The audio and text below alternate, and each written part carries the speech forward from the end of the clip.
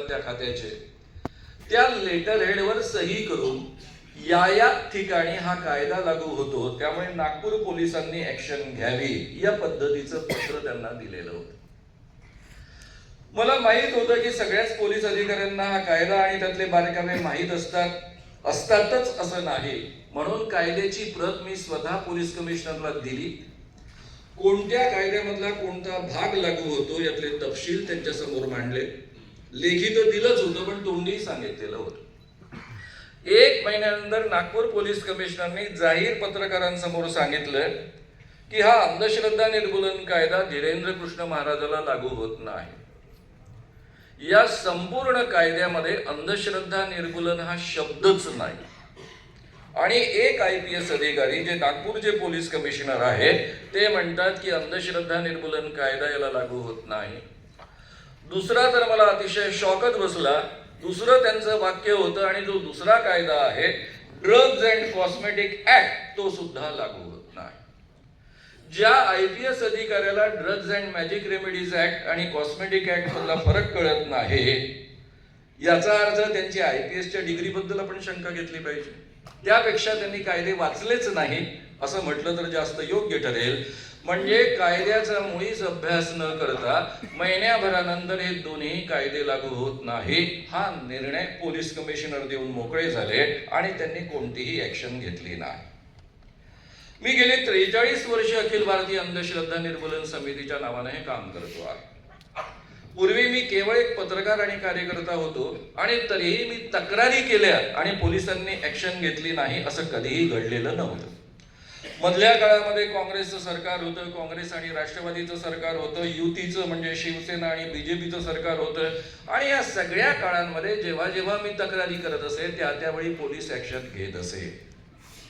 कारण ज्या अर्थी मी तक्रार करतोय त्यामुळे पोलीस अधिकाऱ्यांमध्ये या पद्धतीचं वातावरण होतं की मानव ज्या अर्थी तक्रार करतायत त्या अर्थी त्यांनी पूर्ण अभ्यासांती आपल्यापर्यंत तक्रार आणलेली आहे. म्हणजे कायदा लागूच होतो या अर्थानं ते तिकडे पाहत असत आणि पुढची ऍक्शन घेत असत. आता माझ्या पुढ्यामध्ये 2 पर्याय होते की पोलीस कमिशनर ऍक्शन घेतच नाहीये तर आपण कोर्टात जा. आमच्या अमरावतीचे पोरं याच पद्धतीने एक बाबा तिथले इन्स्पेक्टर ऍक्शन घेत नाही म्हणून कोर्टात गेले. त्याला 8-9 वर्ष झाले. खालच्या कोर्टाने निर्णय दिला की पोलिसांनी ऍक्शन घ्यावी. पोलीस वरच्या कोर्टात गेले. सेशन कोर्टाने निर्णय दिला की पोलिसांनी ऍक्शन घ्यावी. आता ती कोर्ट हायकोर्टामध्ये केस आहे. अजून हायकोर्टामधनं तो निर्णय यायचा आहे. मी विचार केला की याच्या विरुद्ध जर मी कोर्टात गेलो तर आता तातडी नसल्यामुळं हायकोर्ट एंटरटेन करणार नाही, म्हणजे पुन्हा या क्रमाने मला जावं लागेल. सगळे वकील म्हणत होते की आपण कितीही घाई केली तरी किमान निर्णय याला 5-6 वर्षांचा कालावधी लागेल. आणि मग 5-6 वर्षानंतर निर्णय काय येईल की पोलिसांनी ऍक्शन घ्यावी, म्हणजे पोलिसांनीच ती ऍक्शन घ्यायची आहे. आजचं हे जे नवं पोलीस खातं आहे, हे नवं पोलीस खातं IPS अधिकारी नागपूरचे असणारे हे का ऍक्शन घेत नाही? कारण महाराष्ट्रातलं पोलीस खातं आता बदललेलं आहे. ते राज्यघटनेनुसार वागत नाही, कायद्यानुसार वागत नाही, आपल्या मालकाच्या इशाऱ्यानुसार वागतं. कारण या धीरेंद्र कृष्ण महाराजांना आणण्यामध्ये BJPच्या लोकांचा वाटा होता. त्यांचे आशीर्वाद घेण्याकरता महाराष्ट्राचे उपमुख्यमंत्री आणि गृहमंत्री देवेंद्रजी फडणवीस गेले होते, पायावर डोकं ठेवून आलेले होते. आणि गृहमंत्री जिथे पायावर डोकं ठेवून येतात तिथे पोलिसांची ऍक्शन घ्यायची काय हिंमत आहे? म्हणजे हे पोलीस जे खातं आता निर्माण झालेलं आहे नवं, हे आपल्या मालकाच्या इशाऱ्यानुसार चालणारं खातं आहे. गेल्या 43 वर्षात या आपल्या महाराष्ट्रामध्ये असं घडलेलं नाही, आणि आता घडत आहे. तर आपण काय केलं पाहिजे?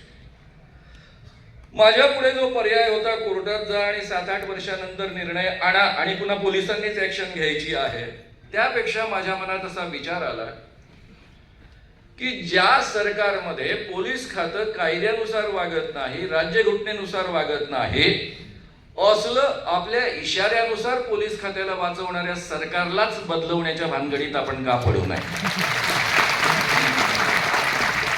आणि मित्रांनो, मग या सरकारला बदलण्याचा चंग मनापासून बांधला. त्यावेळेस हा अनुभव इतका आश्चर्यकारक होता कारण या कायद्यामधला प्रत्येक शब्द मी फायनल केलेला आहे. महाराष्ट्रातल्या 36 जिल्ह्यांमधल्या पोलीस अधिकाऱ्यांचं, त्यामध्ये IPS अधिकारी होते, त्या सगळ्यांचं ट्रेनिंग केलेलं आहे.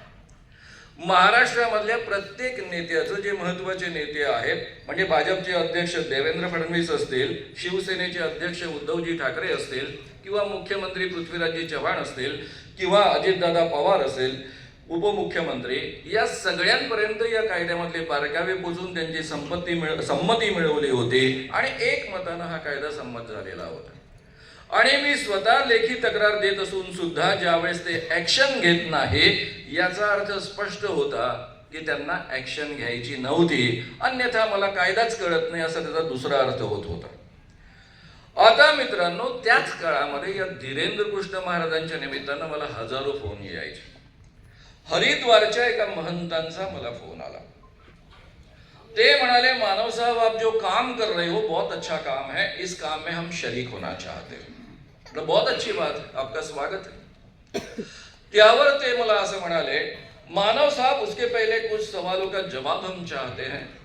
आप में किसी प्रकार का अंधविश्वास नहीं है? मतलब बिल्कुल नहीं है. मानव साहब, आपने अपना संविधान पढ़ा है? मतलब जी हाँ, पढ़ा है. संविधान का जो प्रास्ताविक है, प्रीएम्बल है, वो आपने पढ़ी है? मतलब जी हाँ, पढ़ी है. इस संविधान में, प्रास्ताविक में कहा गया है कि वी द इंडियन पीपल, हम भारतीय लोग. मतलब जी हाँ. इसका मतलब ऐसा होता है कि ये संविधान जो है वो हम भारतीय लोगों ने लिखा है और अपने आप को समर्पित किया है. मतलब जी हाँ, बिल्कुल सही बात है. आप इस बात को मानते हो? मैंने बोला जी हाँ, मानता हूं. मानव साहब, जब ये प्रस्तावना लिखी गई थी, ये प्रीएम्बल लिखा गया था, तब आप हाजिर थे? तो कैसे मैं रह सकता हूं?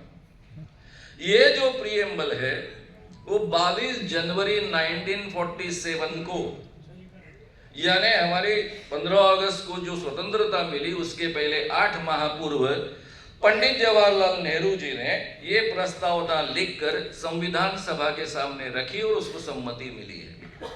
तब तो मैं पैदा ही नहीं हुआ था, मैं तो 51 साल में पैदा हुआ हूं. फिर मानव साहब, जब आप वहां हाजिर नहीं थे, इसके बावजूद आप मानते हो कि हम भारतीयों ने, यानी आपने भी ये संविधान लिखा है और अपने आप को समर्पित किया है. ये आपका सबसे बड़ा अंधविश्वास है. ये संविधान ही अंधविश्वास है. मैंने बोला, आपकी बात बिल्कुल सही है, आपकी कोई गलती नहीं, क्योंकि ये जो संविधान है वो हम आम लोगों के लिए लिखकर आम लोगों को अर्पित किया है. आप जैसे खास लोगों का ये संविधान नहीं है.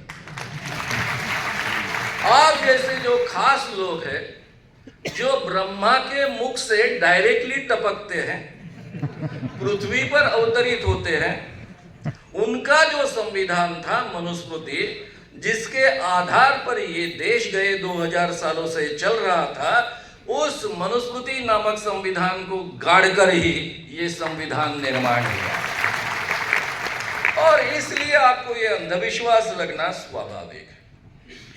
मी का बरं हे बोललो? मी कधीही या पद्धतीनं नेहमी बोलत नाही, पण मला हे बोलण्याची गरज का वाटली? मी जनरली बोलताना असं बोलतो की श्याम मानव नावाचा एक माणूस तुमच्या पुढ्यामध्ये बोलतो आहे. मी जातपात मानत नाही. माझ्या वयाच्या 19व्या-20व्या वर्षी लक्षात आलं की आपली आडनावं जाती प्रदर्शक असतात. जयप्रकाश नारायणांच्या संघटनेमध्ये काम करत होतो. जानवी तोडो जाती तोडो नावाचं आंदोलन सुरू होतं आणि मी आणि माझ्या सगळ्या काही सहकाऱ्यांनी आपली आडनावं बदलली किंवा टाकली. मी मानव नाव धारण केलं आणि तेव्हापासून मानव म्हणून जगण्याचा मी प्रयत्न करतो आहे. माझ्या आयुष्यामध्ये मी जात मानत नाही. माझ्या सामाजिक आणि वैचारिक जीवनामध्ये जातीला कोणतंही अस्तित्व देत नाही. आणि असं असताना सुद्धा जेव्हा मी म्हणतोय की मी श्याम मानव नावाचा माणूस तुमच्या पुढ्यामध्ये बोलतो आहे, हे केवळ मला या संविधानाने जो अधिकार दिलेला आहे, माणूस म्हणून माझं अस्तित्व मान्य केलेलं आहे, माणूस म्हणून मला सन्मान केवळ दिला नाही तर अधिकार दिलेला आहे, त्यामुळं मला म्हणताय.